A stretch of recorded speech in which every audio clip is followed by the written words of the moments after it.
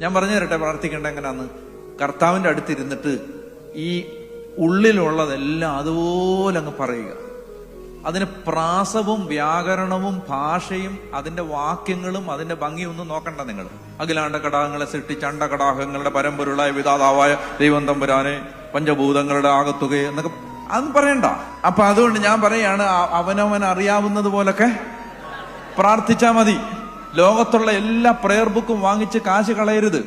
ഒരുപാട് നമ്മുടെ യങ്സ്റ്റേഴ്സ് പ്രാർത്ഥന വെറുത്തത് എങ്ങനെയാണെന്നറിയാമോ? അമ്മാമ്മ ലോകത്തുള്ള എല്ലാ ധ്യാന കേന്ദ്രത്തിൽ നിന്നും പുസ്തകം വാങ്ങിച്ചുകൊണ്ട് വന്നിട്ടുണ്ട്. വൈകുന്നേരം 6:30 തുടങ്ങുന്ന പ്രാർത്ഥന 10:30 ആയാലും തീരത്തില്ല. പ്രാർത്ഥിക്കേണ്ടത് പുസ്തകത്തിൽ ഇങ്ങനെ ലോകത്തുള്ള എല്ലാ പ്രെയർ ബുക്കിലുള്ള പ്രാർത്ഥനകളല്ല. പ്രാർത്ഥിക്കേണ്ടത് നിന്റെ അവസ്ഥ കർത്താവിനോട് തുറന്ന് പറയുക.